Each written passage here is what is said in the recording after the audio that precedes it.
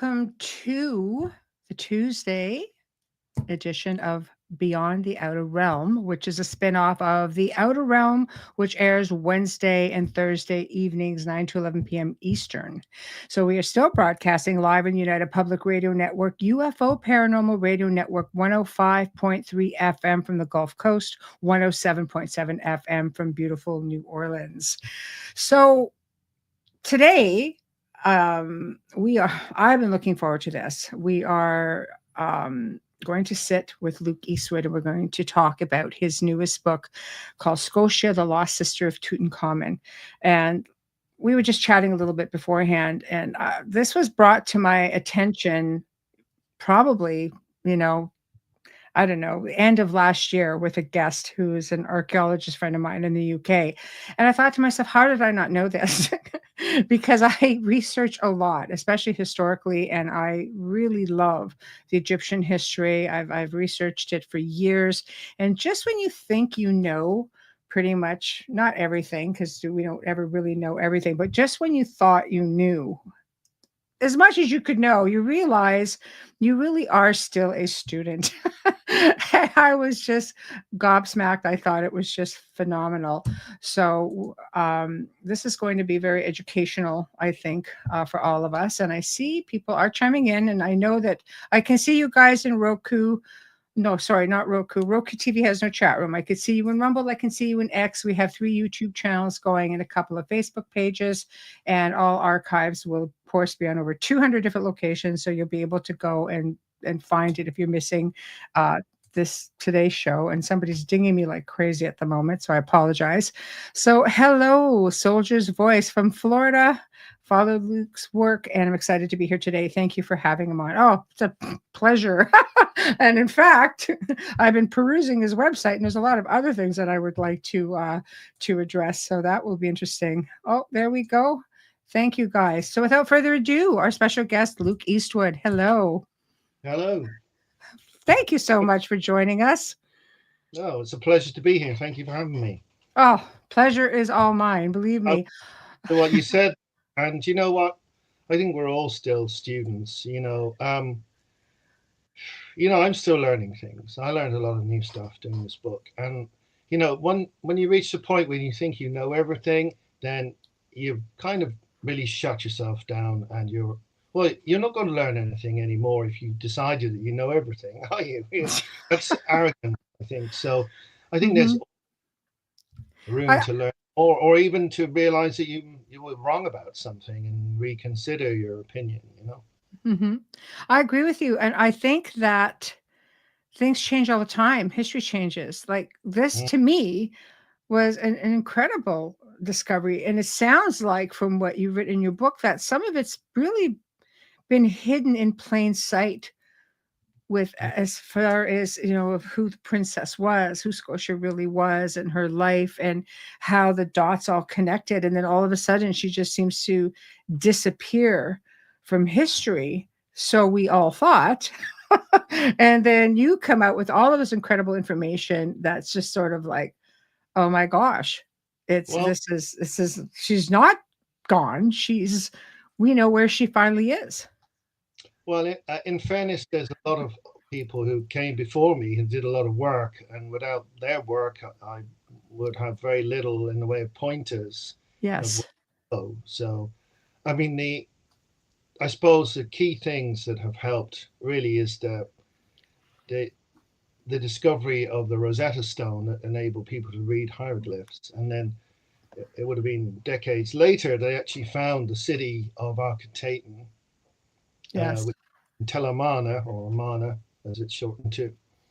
And then, of course, from that point on, you're able to read the actual historical texts on the buildings, and Mm. of course, the Egyptian stuff. There's the stuff in Akkadian, the cuneiform script as well. So, Mhm. I because agree with that was the kind of international language of the time, if you like. yes. So, So of course you're in Ireland, and of course, this is where her final resting place is set to be.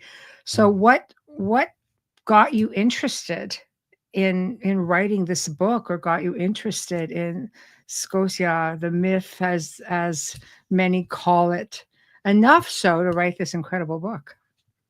Well, there's a number of coincidences, really. I heard the story a long time ago, and I was like, oh yeah, that's interesting, but I didn't really pay it too much attention or take it too seriously.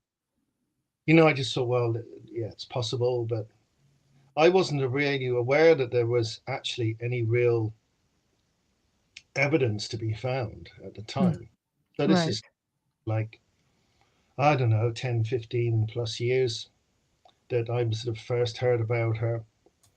I Yeah. ended up getting a job in a place just outside the town of Tralee, and I used Right. to pass the monument for Scotia or Scotia or Scotta, depending on which book you've read and where you live. There's different ways of saying her name. Hmm. So obelisk there, which is only about 6, 7 feet tall, made by a local stonemason, and the hieroglyphs were, and the design of it was by another author called Elena Danan, who understands that stuff. Hmm. I can't read hieroglyphs myself, so I thought that was very interesting. And at that point, I think had I been, can't remember if I'd been there before. I might have been there before, but anyway. So over the years, I've made several trips there. Um, I got asked by an author in Dublin called Gary Brannigan to help him with his book, and one of the stories in there was the Pharaoh's daughter, which is all about Scotia. So although I didn't actually write that version, I thought, I read it, uh, and yeah, we produced that book together, and I wrote another book called after Kerry Folk Tales called Dingle Folk Tales, which has my own version, which is somewhat longer. Hmm. And then various people I spoke to, some archaeologists, other sort of amateur historians, etc., authors talked about it. One or two said, "Oh yeah, it's all just myth," and others said, "Oh no, there's some interesting information there. There's stuff in Egypt that relates."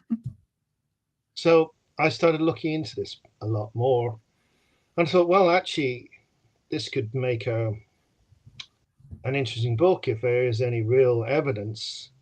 So I thought I'll start researching it. So over a period of 3 years, I've just researched and researched. And oh, can you hear me still? Yes. Yeah. Oh yeah, my picture just for a second. Oh, you're Anyway, cutting out from your end a little bit, so yeah, well, I've got Starlink, so it should be good. should be. No, so you're a-okay. But So we anyway, can definitely, yeah. so I thought, well, I'll keep going until I run into an obstacle, like something that just, a real stone wall that you can't get around, that isn't, but there wasn't anything. There wasn't any, I didn't find a single thing to suggest that it's not possible. Right. In fact, pretty much what I found was more and more evidence to suggest that such a thing as her being able to leave and migrate to Spain and onwards to Scotland and Ireland was entirely possible, far Hmm. more possible than the conventional view of archaeology would lead you to believe. Hmm. Um, One of the problems with people accepting that is this false idea that the ancient people weren't sophisticated enough to travel long distances. Yes. Yes. That's a big one, I think. That, and I think being suppressed, Mm. information and history being suppressed. There's some Spanish archaeology that was suppressed. Yes. Um, Forgetting the name of the guy now. In the 1800s, there he discovered a lot of Egyptian things, and Hmm. his suggestions about the antiquity of his finds were very much poo-pooed, and he was literally forced to rewrite his research Hmm. in order to preserve his career. And Hmm. then the light, I found it on a Spanish website that we unearthed his writings about it. Mm-hmm. So, even in the late 19th century, you've got sort of rumblings and attempts to sort of coerce people and create a narrative that could be sort of put That's together, the problem, going against the narrative. official version, and that's it. Don't Yes. go the official version, and if you do so, you do so at your peril, and you're likely to be ridiculed, dismissed, and Mm-hmm. possibly just laughed at. So Mm-hmm. I think that's actually changing now. Mm-hmm. It seems to be. I know that my archaeologist friend in the UK and I have talked about this many times, and he said, you have some, and they all agree with a lot of the things that they're finding, but they're all very, they're conditioned to be able to say so much. Not that many of them are not on board with what's there, and you can just imagine how much is hiding in the museums that never see the light of day, that just sit away in a vault or a basement someplace, and it's because it's just so substantial and you just don't get to see it Yeah, you well, I know think big problems is when you have like a progression and something interrupts that progression or even reverses it. Uh, Yes. they really don't like that. No. You've got a strange phenomenon in the Bronze Age, with which is called the Late Bronze Age collapse. Yes. Uh, so you have a development of actual sea-going boats around the planking that can be used for that kind of sophisticated boats around Hmm. 2000 BCE. So Hmm. by the time Yeah. you get to the 14th century BCE, which is the time we're talking about, Akhenaten Yes. and Tutsi and Tutankhamun and all that, Yes. um, they were building sophisticated ships. The Mycenaeans certainly were the early formative Hmm. nations as well. And the Egyptians actually developed this. It wasn't some other culture, it was the Egyptians themselves. So Hmm. it suggested, though, that they didn't actually use these boats to go anywhere. They just created, sophisticated boats to go up and down the Nile and potter around a little bit of the Mediterranean. Yes. They weren't Yes. good enough to go any further, which seems somewhat ridiculous given that you've got this amber trade going as far north as Norway. You've got tin coming from certainly from Britain and Ireland, Hmm. and then this sort of sea peoples, we call them, and no one really knows exactly who they were. Hmm. It came along and it kind of shoved the whole Middle Eastern area backwards a bit. Hmm. And there was sort of certain civilizations just collapsed completely. Egypt survived that, although there's records of them having some difficulties. Hmm. And recovery of the maritime trade, etc. Hmm. But this is an awkward sort of situation. They like a nice straight line, so things start off here, things get more sophisticated going upwards in a straight line. They don't Hmm. like oscillations or big setbacks, or they don't like to uh, sort of have too much of a nuanced take on it. Like, for instance, the Dark Ages, as it's called, we're supposed to think that everyone was just sort of shoved into savagery, but that's not actually true at all. Throughout that Dark Ages period, you've got, for instance, the Byzantine Empire that continued Yes. on and Yes. was certainly not shoved into a dark age. And other parts of the world, like you know, Hmm. China, for instance. I mean, you tend to get a very sort of, I suppose, Eurocentric view a lot of the time.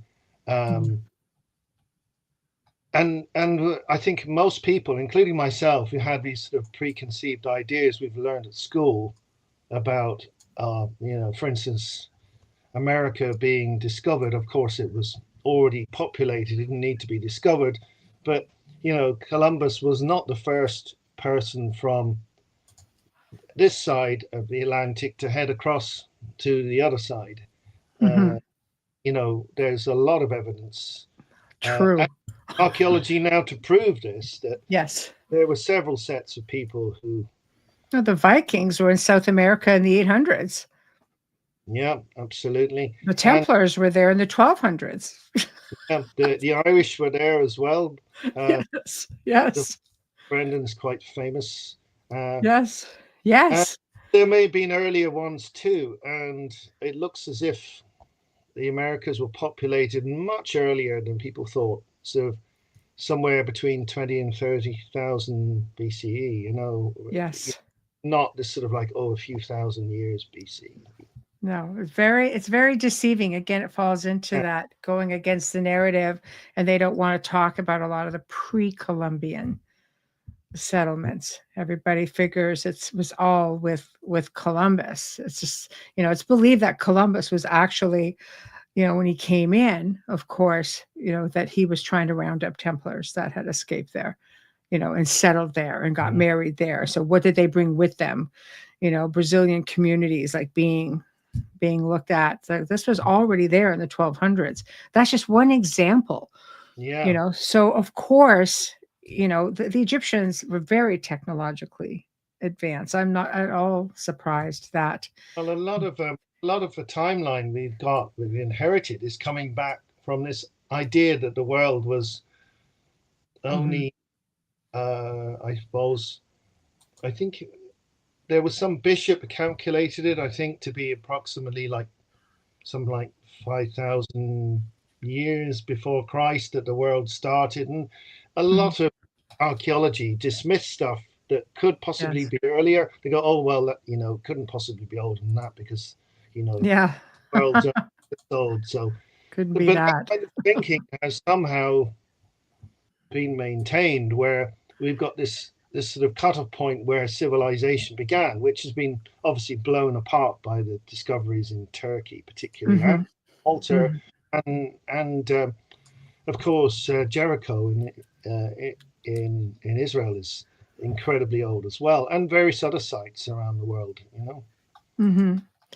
So tell me what the difference between like the myth itself and the reality, how far off are they? Or do you think the word myth is just being loosely thrown around in Ireland? Because this is something like a piece of myth of folklore that you would have grown up with. Yeah. Well, the thing is, if you look at Irish texts and the Scottish texts, they don't have uh, very much information about herself. It seems to be focused quite a large extent on her husband. Mm-hmm. So he's given different names, but Gaithlos is the main name that came from the Ptolemaic era. It's a bit Greco-Egyptian historian, um, Manthio Manetho. I'm not sure how you say his name actually. Who Mm-hmm. wrote, and a lot of the sources used his history. So it's very much about him going from possibly Armenia or Scythia. Armenia is not the same then as it is now. It's a much larger area. Mm-hmm. And there's mentions about Greece as well. Um, so he went to Egypt, and that's where he meets Mary Taton or Scotia. Mm-hmm. They leave. So there's a complicated story there, depending on what various versions you read about why they left it. They get the time period wrong because it's tied very much in a lot of these stories to Moses, which is, um, Ramesses II period. Yeah, which So, is totally off.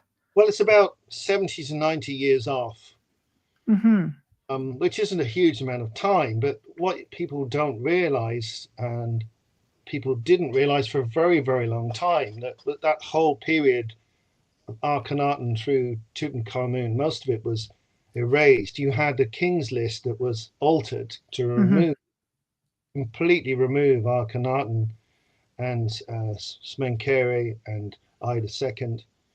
So you have like a jump.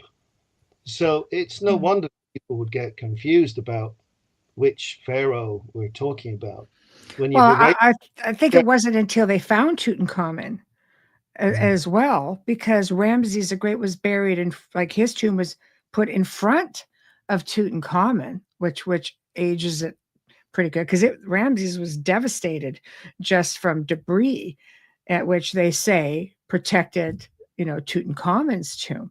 So, like, right there, I mean, that doesn't prove some sort of a timeline. Well, the end of the dynasty is Horemheb, Yes. who wasn't a direct relative of any of that family. Yes. He married the youngest daughter of Akhenaten. That's Mary Taten's sister. There's 6 sisters, Mm-hmm. and possibly two brothers. Mm-hmm. Like Mary Taten married possibly her half brother, but it's not confirmed. Anyway, Ankhesenamun, it's hard to say her name. She was the survivor of 3 marriages. She married her brother, half brother Tutankhamun. Of course, he died very young at 1819. She married the I II, who was sort of a distant relative of hers. And then she married Horemheb, who is not related at all. He had been a sort of very important official. So he created the next dynasty, because he then chose one of his trusted loyal advisors to become the next pharaoh. And then you've got Ramesses I.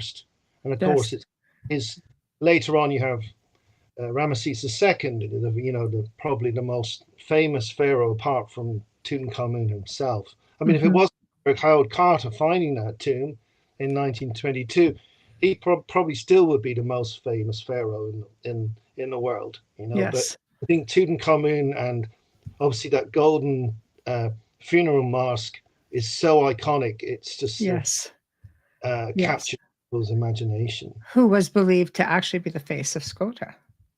Yeah, well, it is quite likely that it's been modified, and certainly some of the items in there, you can actually see that the cartouches have been slightly altered, and some of the female figures, etc., female accoutrements have been changed. If she had been there, then why would you do that? I think the only reason why you would possibly do that is because she'd left, because she disappeared, gone away. So all of her very, very expensive funerary equipment could be reused. But I mean, people don't really see it in terms of the immense faith and immense devotion that the Egyptians had, and their belief in afterlife. People, it's like the equivalent of, I don't know, imagine you spent like $500,000 on your funeral today. Yeah. And you got yourself a gold casket and whatever. People would be utterly shocked, wouldn't they? Not even, really rich people don't spend that kind of money on funeral. But there was an obsession with the afterlife and being well prepared for the next life, for going to, onwards, journey through these 12 gates, through the underworld, to then go and sit with Osiris and Isis and stand before and be judged and all this. So people put immense amount of money, as much as they could possibly afford, into preparing for their death. So the same, when you think about it, these people in the royal family of Egypt, they had unbelievable wealth. So they weren't afraid to spend absolute fortunes. If you look at some of the actual tombs, I've only seen them sort of online and programs, but the unbelievable amount of effort that's made, the size of them. I mean, Tutankhamun's tomb was very small compared to others, but it's still beautifully painted. That all required having to be carved and then painted, and then all the hieroglyphs had to be carefully drawn or cut. And all the acts, all the chariots, this ridiculously ornate you've got this big sort of golden coffin with the four goddesses on the corners sort of protecting his body, and then all the various other coffins inside, and of Mm-hmm. course his body in at the center of it. Yes. There was great expense, unbelievable expense. I mean, I don't know how you could even quantify it in today's terms, in what it cost to do such lavish burials with such incredibly expensive items put in. It'd be like getting buried with your Ferrari and like all your, best jewelry, big stash of gold and diamonds. Yes, I'm sure it takes place. I think that's why grave robbery became such a big thing back in the Victorian age, Even But in the times, it was a big thing. yes. Within years of Yes. some of the pharaohs being buried, their graves are being robbed. Yes. Because people knew that there were vast fortunes buried along with the bodies. Well, it's usually the people who built these tombs. They knew exactly how to get in and out, and it was speculated that they probably had modified things in there to make sure they could get in and out without. It wasn't them. It may have been like their friends or family or something. A sort of inside job, like doing a bank robbery where you've got someone on the inside to Yes. security system, whatever, the equivalent of that kind of thing. Yes. So it may have been. Well, there is evidence of just brutal sort of entry where they obviously didn't know how they were getting in. They just hammered away and knocked holes into them. But in other cases, they found the correct door and prized them open, got in. So maybe they, as you said, they were tipped off. They knew they probably had someone in their family or even maybe they were involved themselves. Went back maybe a few years later, even a decade later, really, who knows. It's hard to tell exactly when a lot of these have been robbed. It's an interesting thing with the rest of the family. The only person who hasn't shown up at all, I think, is actually Mary Tatum herself. They started building a tomb for her, but it was never used, which would suggest that she wasn't there to be buried. And there's no record of her death either. So yeah, because it is believed, as you make mention, that they did find most of the royal family. I know Nefertiti right now is that's still on the fence. Like we don't know for sure. I think they believe they have found her remains, although I'm not She's sure. just sitting in the basement of the Cairo Museum. Yeah, yeah, maybe. But yeah, what's very interesting, particularly, is that they found Akhenaten, and they weren't sure it was him, and they also found various other bodies as well. So Akhenaten's sarcophagus had the face removed, which is like a terrible.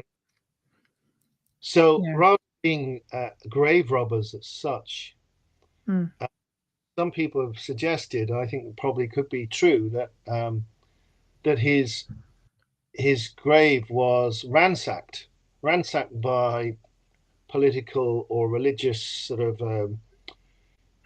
Well, he was known as the heretic, right? Yeah, those who were angry with him did to Egyptian polytheism. And it was sort of a revenge thing, if you like, ripping up his resting. Because, of course, he had to be moved from his original tomb because I guess the writing was on the wall that he was going to be sabotaged. Would be looking to destroy his tomb. So all of the family were moved and hidden in secret location in the Valley of Kings. Yes. So it all been smashed in, and there's evidence of the staircase being destroyed, and badly mutilated his coffin, and smashed up lots of the the effects that were in there. Mm-hmm. So Mm-hmm. they did DNA testing, and they showed that Tutankhamun is that man's son, and of course they know who Tutankhamun was, so it's pretty Yes. obvious and that was indeed Akhenaten. So wow. So this is what I mean. Are you hoping that this is something that would happen? Because they know where Scotia is. They know Well, where she's buried could be. I mean, the in thing is, Ireland. you Yes. can't actually, you can't say 100%. I believe that I would say I'm 99% certain that she's Mm. there underneath those stones. It's just really a stone circle with a larger central sort of almost square stone. Mm-hmm. But, Yes. I've still got that 1% doubt because no one has excavated it. There's been very little interest in excavating it. And, you know, if it is a grave, they need to exhume the body.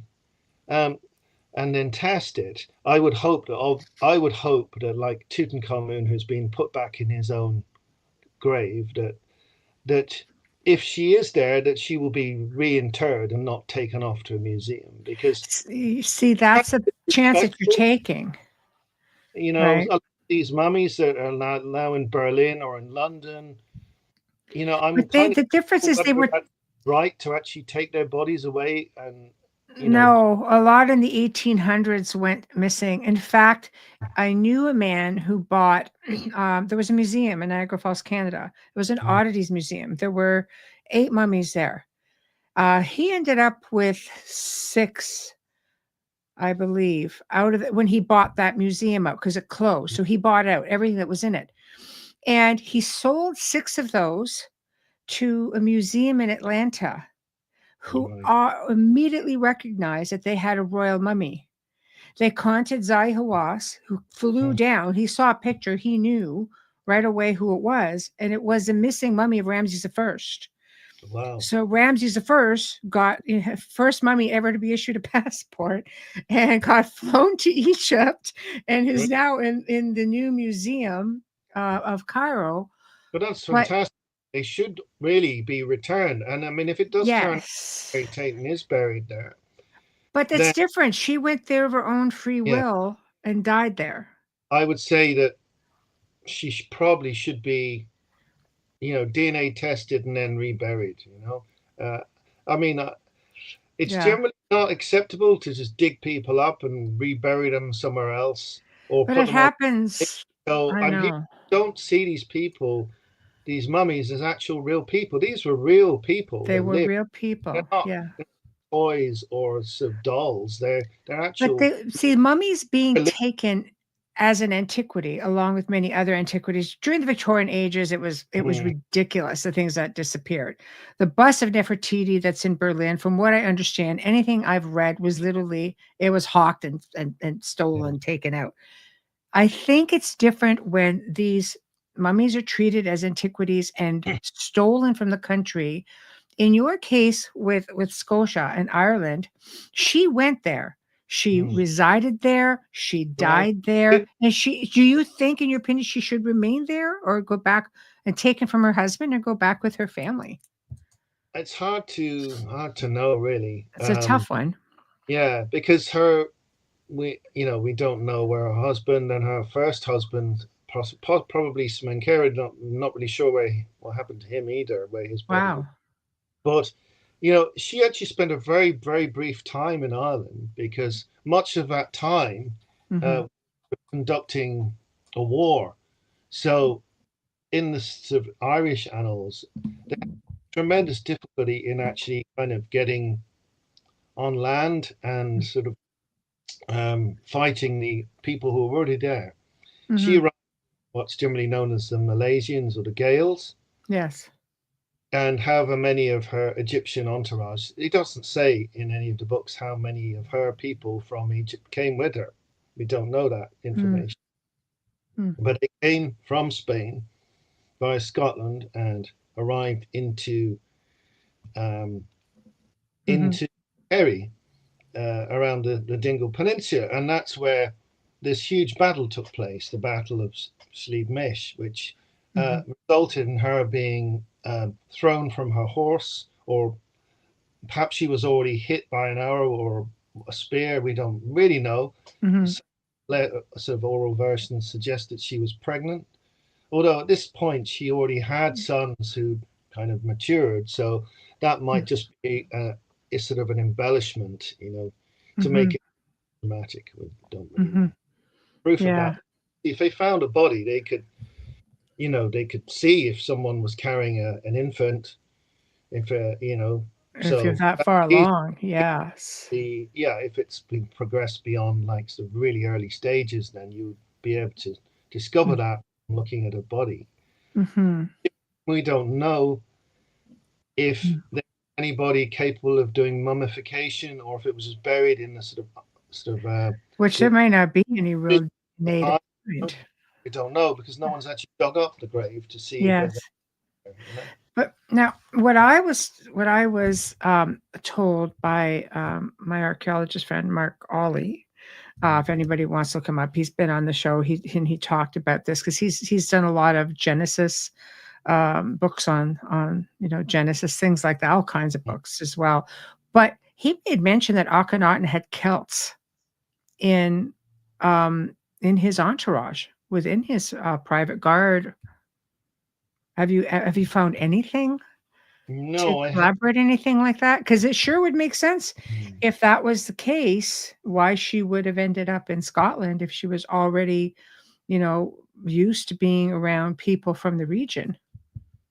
Well, that's quite interesting because you've got certainly at a later point a migration of sort of Celtic people into Turkey, which is not Not far.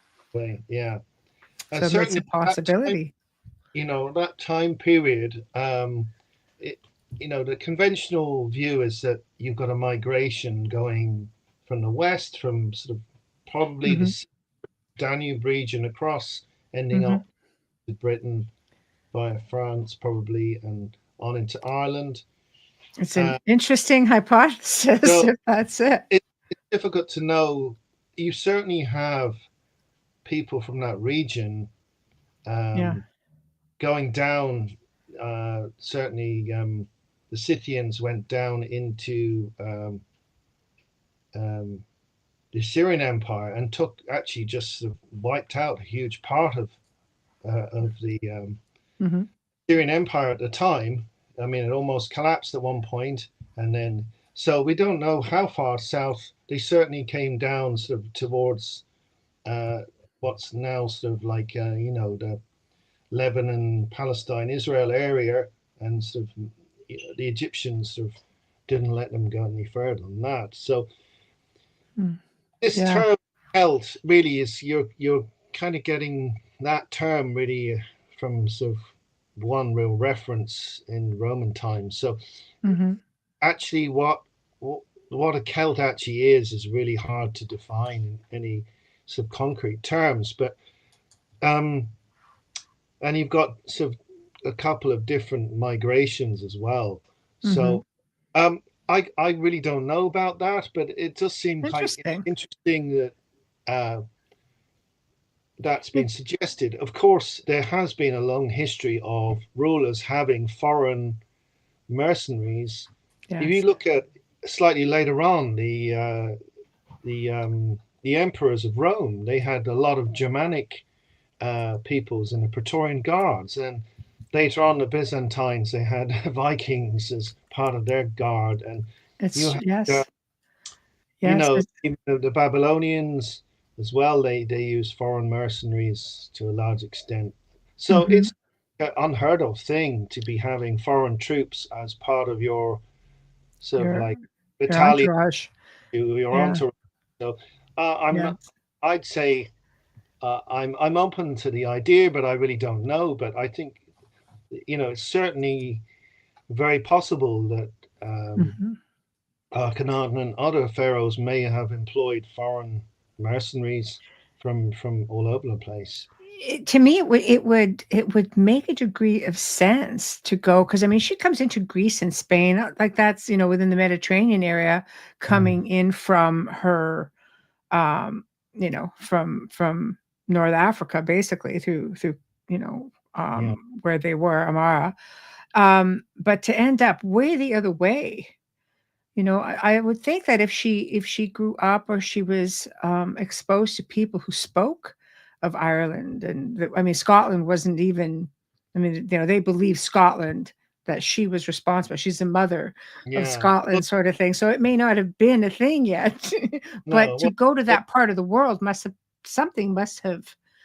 mm, a seed yeah. must have been planted, I would think. It's hard to know. Um, in the myths, the sort of what they call pseudo histories, or sort of like the unverifiable accounts. Yes. Um, there's this huge tower in northwest Spain, Brogan's Tower, and apparently one of their on the group at the top of this tower sees this distant land, just a slight glimmer of a line on the horizon, sort of thing. Hmm. And so they go off, and it's interesting. The currents from northern Spain will bring you across to Dingle, actually. Yes. Yeah. So Yes. one could imagine that they just thought, oh well, we'll go and see what's there. What's Maybe there? there certainly was a Roman very large tower, a lighthouse. Maybe there was an early one before that. Hmm. Yeah. Um, these things often get recycled, reused. Like for instance, the tower, the Pillars of Hercules, Yes. the uh, the lighthouse built um, by Alexander, that got recycled, that got turned into a fortress. So who's to say that like the Yes. house, the Brigantium isn't made of like an earlier one? Hmm. And they may have found all these convenient blocks lying around from an earlier ruined. Oh, they repurposed Well, everything. Nothing went to waste in ancient times, for the yeah, most part. all of these things didn't just disappear; they got used somewhere else. I mean, even Hmm. the pyramids in modern Cairo, a lot of that polished white. I think it was a Hmm. granite. Was on the outside. Hmm. All the limestone, yeah, got removed. Was white anyway on the outside. Yes. That got Yes. stripped off those pyramids at Giza and used in the building of, uh, Yes. you know, in the Islamic period that was used to build Cairo. So Hmm. Yes. things being rebuilt or taken down and reused. So, it's quite possible that there was something Hmm. there, Spain at that, Yes. and maybe Um, they just got in their ships and sailed and ended up. Uh, the story is that they were having a bit of a hard time. The local people, indigenous people, weren't accepting of them, and they had like a lot of troubles and obviously conflict hmm. Hmm. and leaving, and that's how they end up going to Ireland. Hmm. So again, when they arrived, there's these people called the Tuatha De Danann who were there before, and you have this big war. This went on for quite some time, and Hmm. Scotia dies quite early on in this war, unfortunately, and then she's gone. But she's mentioned as the ex queen of Egypt, ex princess of Egypt, daughter of the pharaoh, etc., Hmm. being involved in the battle and died. So herself, there's not a huge amount about her. No, it looks like she didn't get to be there and reside there for very long. Oh, a very short time. Look at her. Considering she founded everything, Well, and the then thing she, was obviously important, and yes. her very remembered. And you have interesting evidence there of uh, a burial in Tara, which is like the sovereign site of Ireland, the sort of sacred and sort of royal Hmm. site of Ireland, where you've Hmm. got a body found there from that time period, which had Egyptian beads, which are an exact match for those found on Tutankhamun's body, and also some other bits of jewelry like collar that are very much Mhm. match and style. So whether that guy was Egyptian or Mhm. just had, got Egyptian. Mhm. Uh, so one wonders, how did they end up there at that time period? It's sort of very odd considering they're not supposed to be able to get to Yeah. our. How did it all end up there? Well, and So she's a nice connection of her with the Stone of Destiny, yeah, aka the Stone of Scone. yeah. Well, her descendants took on this name of Scotai. Uh, Yes. Now that's what the Romans called them. Yes. But one presumes that's like their own version of their own name for themselves. We don't know whether they actually called themselves Mhm. Scotai at that particular time. They Yes. they probably something similar to that name, I would have thought. And then Yes. these people migrated to Scotland and took over Scotland. It wasn't Mhm. called Scotland now, it was part of Britain, an ancient kingdom of the Picts. So the Picts Yes. were there before, they already fought the Romans. Mhm. They were Yes. joined by the Scotai in fighting against the Romans, and so did the Angles and the Jutes, I think, and the Saxons. All at once, there was a convergence on Roman Britain Mhm. around 367, I think it is, and then there were more incidents after. Eventually, the Roman garrison left in 410 CE altogether. But by this Mhm. time, the Scotai, the people from particularly Ulster region, were moving en masse into Western Scotland and set up a kingdom there. And Mhm. it spread gradually, I think, intermingled with the Picts, and you end up with a sort of fusion of Pictish and Mhm. Scotai people, which became the Scottish. You know, Mhm.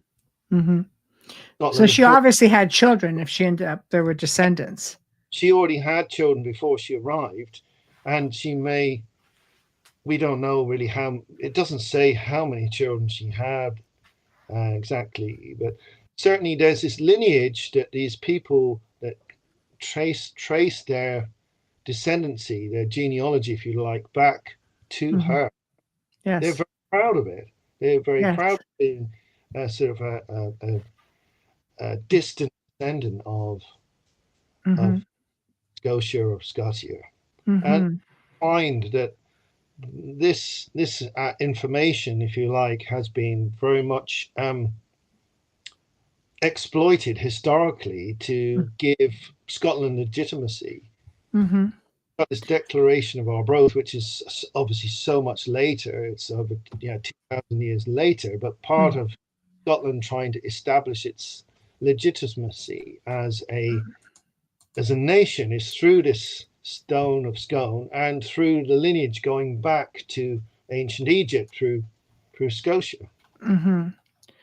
Well, I mean, it's sort of homage in a way as well with the Stone of Scone that, she brought it back with her from Spain, Well, that's basically, one and version. that it is still used to this day for I don't think she coronations. did actually bring it back herself. I was suggesting that her descendants brought the The stone, the stone. but they didn't bring the stone. It was already in Ireland, brought by the Tuatha people who were Oh, there. So that's in some interesting. of the versions they've suggested she brought it herself. Yes. Mel Millispen brought it along with Yes. everything, but I would suggest the stories of the Tuatha about bringing these four treasures is goes Mhm. back to an earlier time, and they Yes. brought the stone, which was then Very became the interesting. possession of the Malaysians and Yes. Scottish descendants. Yes. They carried on using the stone in Tara, and it was then brought by there was various different people who claimed to have brought it. Nolan of the Nine Hostages was a very famous Mm. Irish king, and it suggested he's one of the people that brought it across to Scotland. Yes. And It's then it it's just believed that it went to Canada. Have you well, heard that variation? no, I have nothing about that. No. There's a stone. It sits in a place, I think it's still there, called Casa Loma, which would belong to Sir Henry Pellet, Mhm. and very wealthy man, built the castle here, brought everything over from Scotland and Ireland to build this castle. Took many years to build it. And he was contacted by the Royal Ontario Museum, and they said, we have something that you would be interested in. And he went and looked at it. And because he was from, he was from Irish or Scottish descent, and he traded his entire authentic suit of armor, his whole collection of authentic suits of armor, for the stone.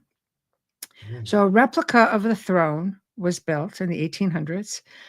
They took that throne, they put the stone in there, and where it gets stranger is because I used to represent the castle for tours and such, and the curator told me the story. She said at one point they had these rabbis who were visiting from Jerusalem, and they requested to speak with somebody with authority at the castle. And they said to her, there are two guardians who are watching over this stone. Just say, this is a very special stone. And we just want you to know that there are two spirit guardians watching over the stone. There's one on each side, and they don't leave it. Wow, So when that's I was told that, I was like, what? But then you think about it, who would trade a valuable, authentic collection of real medieval suits of armor for a rock at the end of the day, unless you thought oh, there was something substantial with it, with enough evidence to back it up? well, let me tell you, there is still a stone called Leofal, which is, the uh, up in Tara, which is a different shape. It's more phallic shape. Yeah. So some people would accept that's the stone. Other people would, like myself, would think that the original stone is gone and it's gone somewhere else, most probably Scotland. But Mm, there was more than one coronation stone. You have to remember that uh, you had 5 provinces at one time. yes. And then you have a special coronation stone for the High King or Ard Ri of Ireland. So Yes. you could have, in theory, then you could have probably had 6 major coronation stones. So Certainly, there could be different ones. yeah, where I used to live, there was down the road, a few kilometers, about 3 kilometers away, was the coronation site of the Kings of Ulster, and Hmm. there's a coronation stone there, which had been similar shapes of oblong, squarish that you stood on. Yes. And that's vanished. No one knows where that went. And the entire site is just gone. It's been probably plowed so many times that it's just a Mm, field. And all, yes. at the time when um, Dermot McMurrough invited Normans over, there was great turmoil. The Ferns, which was the capital of Leinster, got completely burned to the ground, and there was chaos and disorder. And who knows what happened to that stone? Maybe it got shipped off somewhere else, or it could have been destroyed. Hmm. So it's possible that this stone that's in Canada is a coronation stone of some sort. Maybe this guy saw it and thought, "Oh wow, that looks like a looks like the real thing." It looks identical. There must have been some kind of documentation, being a museum, to lead Sir Henry to believe that it was authentic in one form or another, to put out that kind of, to trade for that kind of a collection.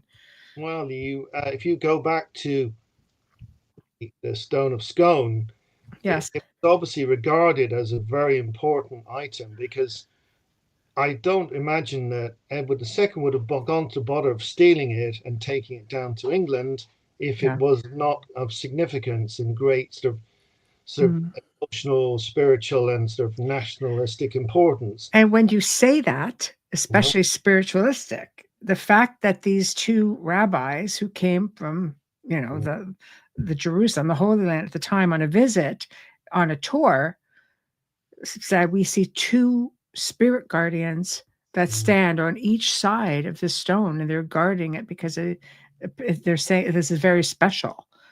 They didn't really understand at that point until the curator said, the curator told them the story. So when you say that, I'm kind of like going, I wonder now if there's any Well, sort of, there's very unproven connections. There's you yeah, probably heard of Jacob's pillow. There's some people yeah, do this stone of Scone or the Leofal is actually Jacob's pillow, and there interesting. was an interesting thing happened. I think it was around the turn of the 1900s. A bunch of British Israelites came and sort of dynamited Tara looking for the Ark of the Covenant. So you've got the Yeah. biblical links with some of these Yes, ancient artifacts. Some of them yes, are entirely spurious because there was a tendency of the monks writing down these stories to try and link in the Bible or the Old Testament in some way. So mm-hmm.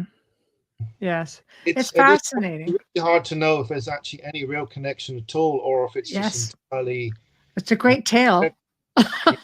with these other links. But then Yes, there are definite uh, milestones that you can find that are based on actual archaeology and DNA evidence, etc., as opposed to just a story that you really don't know is connected. hmm, so many antiquities left the ancient world, Mm, and to come here, um, were brought into private mm, collections or museums. Nothing really surprises me anymore.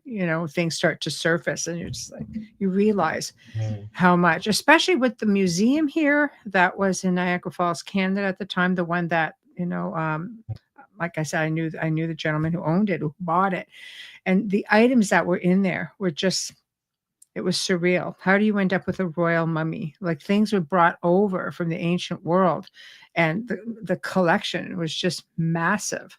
It was a group of partners who bought out of all of it out because it was just so big. mm. So, did it come in somehow through that connection and ended up getting filtered in? Because they were all from Toronto, Canada, which is where this stone is right now. And some of the stuff ended up in the museums. And so I just sit back now and kind of go, gosh, that's just crazy, you know? Yeah. Well, there's a huge interest in antiquities. There has been for a long, long time. I remember I was watching something about a documentary about Rome, and I think was it Venice? I'm trying to know. Some of these huge horses taken from Mm, Constantinople, and then you've got all these artifacts taken in ancient times from Egypt and from Persia. It mhm, didn't start like with the Victorians or mhm, been going on since long before that, where you know mhm, one empire takes over another one or takes a city state, and mm. they rob their most valued treasures and bring them back as booty. Uh, Yes. the, that was a thing the Romans loved to do. They would go and invade somewhere and then have a big triumph, and they would parade all the loot, yeah, down the streets of Rome, as well as all the prisoners and important Yes. people they captured.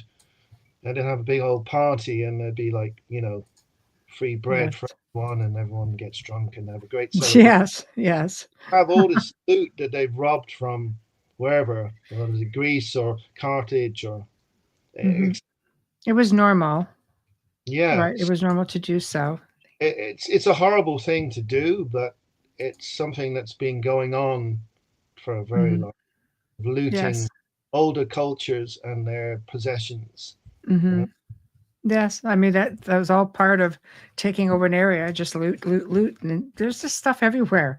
I Mm, mean, you just accept what you just never know where things are going to end up. Either way, it's a great story. But getting mm. back to our beautiful princess now, um, so she's buried now. Somebody had said to me that she was buried near a pub in Yeah, Ireland. it's I'm just like, quite well, that's interesting. well. If you go in a straight line from her where she is into Tralee town, it's probably not very far. Oh, Unfortunately, you can't walk in a straight line from like the closest pub off to where she lives, because you've got to drive through this little village, Yeah. and then you've got to park by the side of the road. There's literally space for one car. You go over a gate, and then you kind of walk across a bit of a swampy field. Mhm. You pick up the footpath, and then you're going down, and Mhm. mostly down actually for a while, and then you've got to cross a muddy riverbank several times, these little bridges, and it takes at least 30 minutes for someone who's really fit to do that journey, because it's like a labyrinthine path. It's sort of snaking all over the place. It's following the riverbank. Mhm. Yeah, that's the little obelisk. Yeah. So it's it's not, you can't get there in a straight line. It's actually not that far. If you could just walk in a straight line, it probably wouldn't take very long. You could stagger down there from the pub, but you're not going to be able to do that, unfortunately. Oh, As it's quite visited, considering how difficult it is to get to. Quite a lot of yes. people do go and see it, but it wouldn't be a major attraction like. So this is her burial spot, essentially. Well, this is the marker. This is on the corner of the road that leads up to the gate to get there. So once you get to the gate, you've still got at least 30 minutes walk before. Wow. And then, if you're unlucky and it's been like, at the moment, would be perfect. We've had 3 weeks with no rain. So it would Yes. be perfect time, because the riverbank will all be dried out and you have a nice, easy walk. But if Mhm. you go there in winter, or, during heavy rain, oh, Mhm. it it's not much fun. But then actually going in the heavy rain was probably the best thing I ever did, because I discovered these markings on the central stone that I hadn't seen before, because you don't see them when it's dry. Mhm. Um, so is so she's buried alone, like, so is she buried, like, Maybe her in horse is supposed to be next door. You've got two items. You've got the little stone circle with the central stone, and next to Mhm. it, sort of like a cairn, a pile of stones, which looks to me like it's collapsed. Mhm. But supposed to be where the horse is buried. Her horse buried right Oh, close by. oh, Uh, wow. um, but of course, neither have been dug up, so we don't know if there's a horse or not. We don't know Mhm. if there's a person there for sure. But Mhm. um, that is the story, and I noticed these lines, which the photographs are in the book, Mhm. and I just took the photographs and thought, that looks really interesting. It's weird, isn't it? I wonder what the hell that is. And I thought, well, it could be just graffiti, but I took a whole load of photographs Mhm. and just filed them away for a long time. And then Mhm. going the comparison with an actual book of hieroglyphs did yield some interesting results. I found two symbols that are actually matching with real hieroglyphs. Mhm. But it needs more analysis. I'm not, I don't have LiDAR equipment. I don't know anything photogrammetry, or, you could X-ray the stone, whatever. There would be ways to actually um, read it better, because it's covered in lichen as well. So maybe some of the lines have been obliterated by the lichen as well, and also by the passage of time, because you're talking about 3,300 odd years ago when this would have been done. There's an app you can get called, Rock Art Enhancer, All and it right. was given to me, yeah, it was given to me, by a friend who just found incredible stuff on his, I Mm, know, Rock Art Enhancer. He found some carvings on his land right now that is being examined, and you can take photos with it, and he's been able to enhance, and some of the lines that are very faded, mm. because they're deep enough, I guess, that this thing just brings it right out. Yeah. Well, I think ideally someone who's an expert at this would go and have a look at that central stone. Yes. And because I just took photographs with my camera, and then I zoomed in Photoshop to have a closer look at them, and Hmm. sort of Yeah. see, if you in the book, I used the yellow kind to mark the Hmm. shape, Yes. you know. I have a But friend who's a stonemason in Scotland, if you're I interested. mean, would you be an archaeologist? Would be who specializes in Yes. rock art or ancient symbols, etc. Who could actually look at it and Hmm. sort of analyze it professionally. Hmm. I'm just a Yes. amateur historian and a writer. I'm not. Has Uh, nobody done this? Like, is nobody interested enough in looking at I this piece of their history? Nobody actually. I don't think anyone noticed it before because I mean I've been there a whole load of times. Hmm. I only noticed it because of the heavy rain. Yes. Because it the stones come absolutely soaked, you can Hmm. actually see these indentations. But Hmm. if it's sort of just almost dry, you or dry, you wouldn't even notice them at all.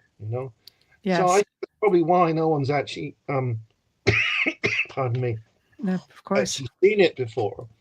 Hmm. Uh, And I suppose also the fact that it's been dismissed as rubbish by a lot of people. Uh, Hmm. People didn't even probably even bother to look, because Hmm. well, there's nothing. It's just a bunch of stones that someone put there, and it's just Hmm. you know. Hmm. But Well, I then, mean, maybe, now, of course, yeah, you've written this book, you're local mm. as well. Maybe it's enough to get people to write in. So Oh, anybody listening out there, if you just write in to just tell them who the proper authorities are to write into, maybe you can get something spearheaded and going. I think it's a really rich part of your history as a country. Not, Scotland, Ireland. I mean, she's with yeah, you guys, you names. know? It's an So, episode of one of the sort of iconic periods of history. This mhm, the war between the Malaysians and the Tuatha is like a sort of an epic story, which is quite mhm, incredible. And even today, people are aware of that in the history, and certainly in the local area in Kerry, people are quite proud of this sort of idea of yeah, Scotia. But yeah. as I said, I think maybe now a lot of different areas are being reevaluated. Like, I Mhm, mean, of course, been some yeah. uh, I, lore about Akhenaten in Mhm, Egypt, and rumors of a lost city, etc.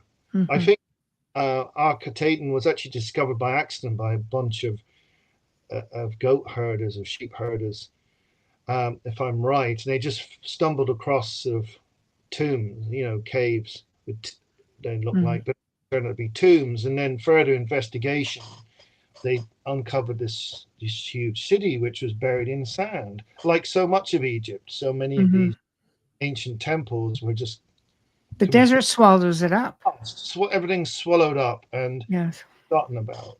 Mhm, So um, this story survived somehow, but the city and her family just got lost. So when you go to look for this person in Egypt, for a long time there would be nothing to find because nobody knew about the city, nobody knew about mhm, Akhenaten or even about Tutankhamun hardly. There was a few monuments found, remaining with mhm, name, etc. But a lot of that had got been destroyed mhm, along with Akhenaten's artifacts. But then they mhm, just entire city. So you realize there's this whole episode of Egyptian history, obviously because of this mm, heritage religion, this sort of early monotheism of the worship of the Aten that mhm. led Yes. to being abandoned, literally smashed up as much as they could, and then they abandoned the city. Mhm, Well, mhm, actually, what happened actually, Tutankhamun actually left the city already, but no, he didn't damage it. It was Horemheb who came after, who mhm, went started smashing everything up and trying to mhm, be as much of Artanism as possible because this was revolutionary what he did. And of course Tutankhamun was tainted. He did change his name. He wasn't born Tutankhamun, no. born as Tutankhaten. He Mhm, changed name to appease the, the priesthood and the Egyptian people. Hmm. Say, hey, I'm not into this art and stuff anymore. Look, I've changed. I've changed. I'm Do, devoted to Amun now. do So you I'm not. think that was the demise of the royal family? Was because he, Akhenaten, I mean, changed his name and went totally into a direction that the old priests were just like, no, this isn't acceptable. And then because you have like again, you're looking at Scotia's first husband. Nobody knows where he is. Members of the royal family, like they've just had to move them in fear of being desecrated. Well, And you have Tutankhamun, of course, dies unexpectedly. So did he escape this? unexpectedly, you've got a huge number of deaths. Yes. That looks a bit suspicious, and as like some, even Egyptian archaeologists have suggested that Akhenaten himself was murdered, that possibly Tutankhamun was murdered. Mhm. Been some controversy about the head injury, and some said, "Oh no, that wasn't really head injury. It was just when Mm. they were inspecting his body." Mhm. Yes. But that's not entirely conclusive. But then a thing that's hugely overlooked is his whole chest was smashed up, Mhm. smashed in, pushed in, like his chest had collapsed, like he'd been crushed, Mhm. right? So, how does that happen to you? It doesn't happen as you just like, you're walking down the street, mind your own business. Next thing, your chest has been smashed in. Something happened to him, like a chariot accident, perhaps, or Maybe. he was, like Maybe. Do you attacked think quite. they would have repaired that during the embalming a little bit? They would have just brought that up. Could it have happened after the Well, I process? think he also had like a bad leg, and they said a Yes. possible gangrene problem, and also Mhm. traces of Mhm. malaria as well. But Mhm. so there's things that, But then you've got the other Smenkere, who you mentioned there, the first husband The first husband. seems to have Yeah. disappeared, and various couple of the other, the two Yes. Norton's two wives died, and Meketaten died, and you've got like only one of the six sisters who made it through to the end of the dynasty. Mhm. And obviously, there was a huge amount of animosity, probably most of all from the priesthood of Amun. They would Mhm. have been horrified, probably partly because of a loss of power, because like the chief priest of Amun would have like so much power, really even a power Mhm. to state the pharaoh even. Uh, Mhm. so like So for him, Akhenaten took that from them essentially. yeah, and Yeah. also they were very religious people. So apart Mhm. from the political and sort of power kind of play involved, Mhm. so they were very religious people. So they probably may have thought that Akhenaten was going to bring disaster and sort of chaos upon Egypt, and they probably maybe actually thought that something had to be done to save Egypt from this Mm. terrible heresy, But which he would be, ruled for like what, close to a couple of decades, didn't he? yeah, about 17 odd years, I think it was. Yeah, 17, 19 years, something like that. Yeah. Yeah. Um, Yeah. but obviously, while he was alive, he had absolute authority. Yes. So, when he Yes. was gone, I think that's when you see this crumbling, and then you have, this appeal for help, which is described as Mhm. a Zana affair after this Hittite son of a Hittite king who went to assist the queen, and you have this war that breaks out, sort of just in the aftermath of Tutankhamun. I think when Ida II, who succeeded him, you've got this war with the Hittites. But I Mhm. mean, before that, you had a lot of problems with a sort of not exactly a collapse, but a sort of shrinkage of the empire's influence. And Akhenaten was obsessed with the art, and he didn't really care about foreign affairs or even the vassal Mhm. state Mhm. and Yes. international relations. He was seemingly notoriously stingy when it came to like Mm. international affairs, sort of reciprocal gift giving that was expected. There's like documents Oh complaining yeah, about, like he skimped out on that too. He's a bit of a cheapskate. yeah, When you So, wrote that, I laughed. I was just like, yeah, of course he was. I think he So, was so obsessed with his city and the yeah. new that he probably poured all the money into that and neglected Hmm. other aspects of Egyptian life. And I can imagine ordinary Egyptians being rather concerned about this and possibly Mm, really upset. Imagine your family has followed a religion X for mhm, 500 or more, whatever, and mhm. suddenly this king comes along and says, "Right, we're done with X. This Y is the new religion, and we're all going to follow Y from now on and forget about X." There would surely there That's be hard. kickback against that, some resistance. But I Mhm, mean, obviously, with the authority that Akhenaten would have had, mhm, you if you openly defied him, you could expect probably to be put to death. I would have thought. mhm. So So do I'm a, you think this is why his daughter would have escaped, especially after the death of her first husband, who nobody really knew a whole lot about in the first place, but then mm, he passes and we don't know where he is.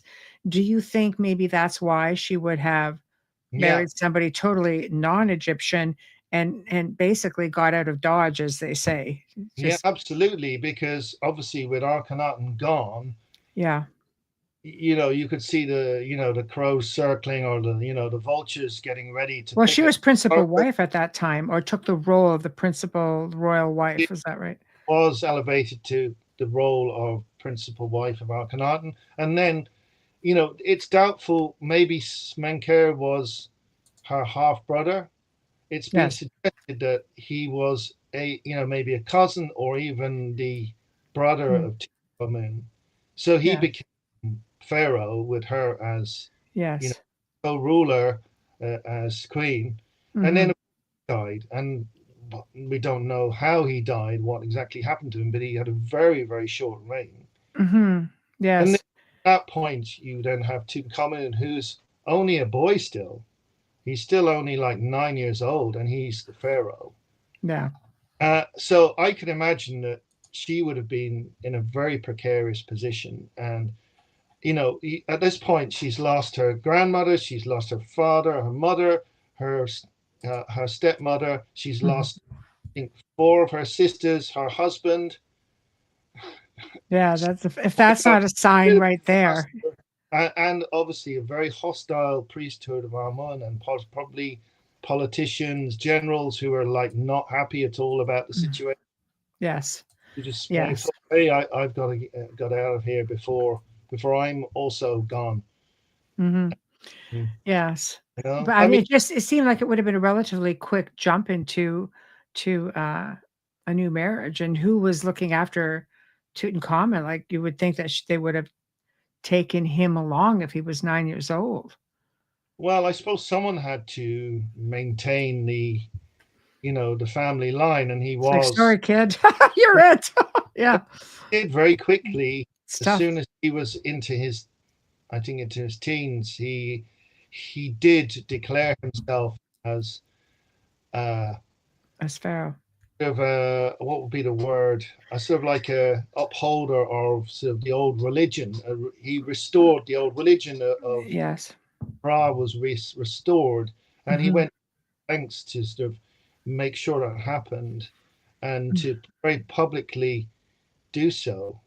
And Mhm. he changed his name, and his sister, his wife. It was very odd. Seems very odd marrying your sister, but you Mm. know, in Normal back then. this religion, Osiris and Isis were actually brother and sister, and they married each other. So Yes. you have a precedent in the religion. Uh, Yes. his sister also changed her name. The royal couple. So they probably thought, oh well, look, we're going to get away with this. We just jump back to the old order and Mhm. accept it. And he moved the capital back up north again, and we don't know for sure what happened to him. He Mhm. well have been assassinated, because I would have thought there would be a tremendous anger against the whole family, and they probably didn't trust him. They'll just eradicate him. Yeah, because of his father and his whole family involved in this cult of the Arton, Hmm. and he didn't actually abandon the Arton altogether, but he Yeah. re-embraced the old order, but he didn't actually, the Arton was part of what was already there, but it wasn't prominent. It wasn't the, Mm-hmm. the It was main. always running in the background, essentially, Yeah. and So as I'm they sure they they suspected. trust of him, and I mean, he could have been an accident. He could have had a chariot accident. He could have ended Hmm. up gangrene from his leg that might have killed him. That, Hmm. but there's Yes. certainly a lot of circumstantial evidence to suggest that he was hated, and Hmm. second was hated. And well, that's really evidenced by look what happened after when Horemheb gets in, Hmm. and an attempt to absolutely annihilate the previous dynasty Hmm. of in the time of the beginning of the 19th dynasty. Hmm. They're not mentioned anymore. There's no mention of these people and their Hmm. capital, their religion. It's just erased as if it had never existed. Hmm. I So find that's it's just interesting that they find pretty much every member of the family except for our princess, who apparently is up in Ireland. What mm, you see that it's just like the missing link in there, and all this time nobody knows mm, where is she. Why was there no funeral? There's no trace of any of that. And then all of a sudden, lo and behold, yeah. you guys have this incredible legend or piece of folklore that ends up possibly being the missing link from this family.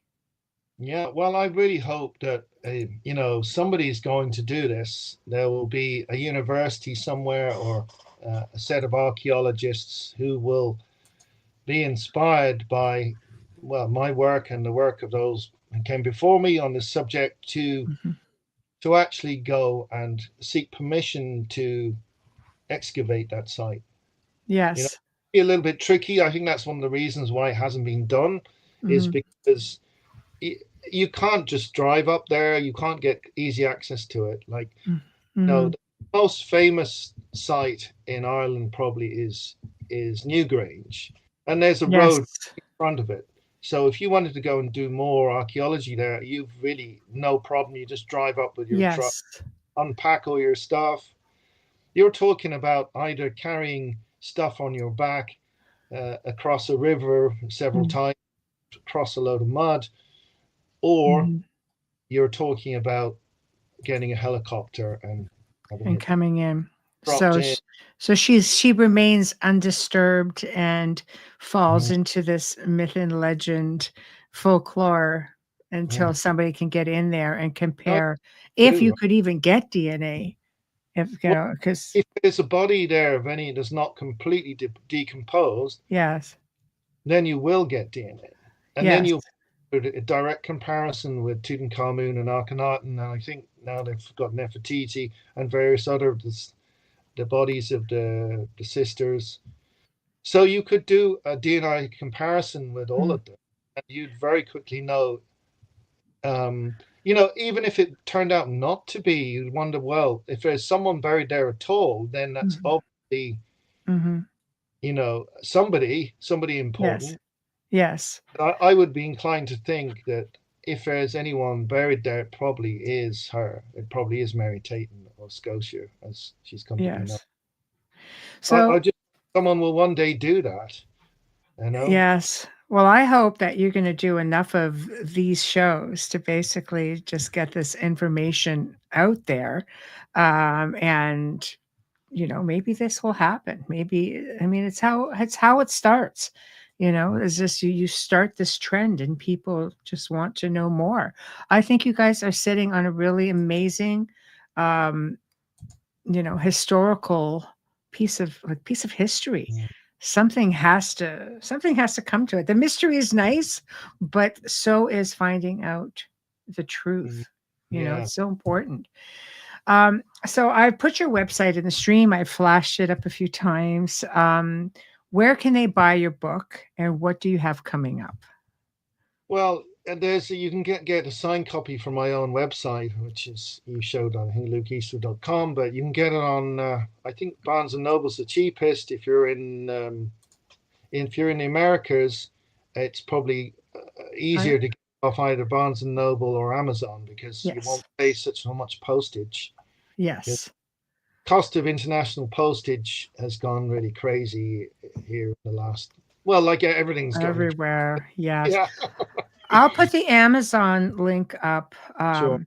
in the show description. So if they want Right. to go in, anybody on this side of the world wants to go and find it, you can click on, once you're on Amazon, you can click on any country in the world and go to Amazon in that country, worst case. I personally would want a signed copy and would deal directly with the author because more money for all that hard work goes back to the author and not to Amazon. So I'm a supporter of the author. So yes, and it's an amazing book too, just saying. So Well, well, I think all these things are cumulative. It's sort of people build on what they've experienced, what they've learned from elsewhere, and it's sort of eventually we are building a better picture of the past. I think being very much controlled and very elitist in the past, but I think what's happened in the last few decades is there's a sort of alternative archaeology, alternative history, which has actually gained some level of legitimacy rather than just being like, everyone being regarded as freaks and crazy people. Of course, there are some ideas out there which are based on nothing at all, but there's a lot of people who've gone and looked at different sites and they found things that the sort of previous archaeologists have completely overlooked. I think it's technology as well, Luke. Yeah, satellites are finding everything. LiDAR. There's so much now that you can't hide it. It's not as easy to hide things now with all this technology. There are archaeologists who use satellite for everything. Then they go down on the spot and they start looking and they find it. Yeah, I think also the internet has changed stuff. When I first got interested in history and archaeology and sort of, ancient spiritualities, you had to literally go and get a bus or train or drive to like big libraries in London or in Dublin, go and find books. Now you can just join, was it JSTOR or Academia or whatever, these different places. You can download all these books, you can buy reproductions, and you can get papers from all over the world. I used Academia to download, papers on. I love Academia. Different aspects of the history that I needed to sort of read, and it's so difficult. Like something like the University of Texas or Michigan or whatever, or say Australia, New Zealand, whatever. How would I get access to that before the internet? You just wouldn't, would you? You're not going to do it. Even like say, for instance, for me to go to the National Library of Ireland is like about 3.5, 4 hours in car. I there in person and you can get out whatever books. They bring it out on a table and they give you gloves and everything. You can look through things. But I mean, now you don't even have to do that. You can just download a PDF or they have screen versions that you can sort of virtually flick through. Yes. Documents. Yes. It's incredible. You can just screenshot it or download the pages that you need. It revolutionized this whole area. This used to be just available to academics and archaeologists only, but now ordinary people like me can go find all this stuff and read the same materials, which is revolutionary. It's like the best things about the internet is if you want to educate yourself in whatever way, you've got the tools to do that now, which would have been very expensive or difficult in the past. We are in different times, and it's a good time to take advantage of that, Yeah. because we're also in an age where, some things are being censored. Like, you hit on something that's very substantial. Like, like I said, there's some history that they just don't want out there. Yeah. Museums like the Smithsonian have been hiding things forever. They're not the only ones. So Yeah. when you can find something out, like much like, with Scotia, and write about it, and the information can still be found, that's pretty substantial, because there's a lot out there that you're not going to find. You'll probably never find it. You may speculate, they may find locations, but it doesn't mean anything will come of it. So it was an Yeah. enjoyable book, and I thank Great. you for Adding. sending it to me, and I'm so thrilled that you were able to join me. Evening for you, afternoon for many of us on this side of the world. And I will actually message you again, because I have perused your site, and I would love to do another show on Druidism and so on, if you would be interested. Yeah, absolutely. Well, I've enjoyed the chat, and it's been great.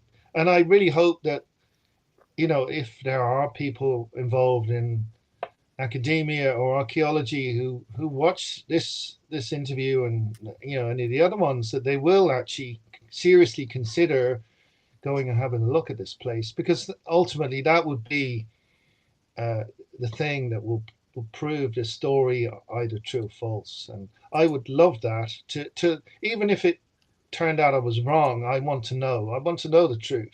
Mm-hmm. If it turned out true, that would be so amazing and really Well, good. there's a monument there. Somebody put it there. Mm. This is floating around.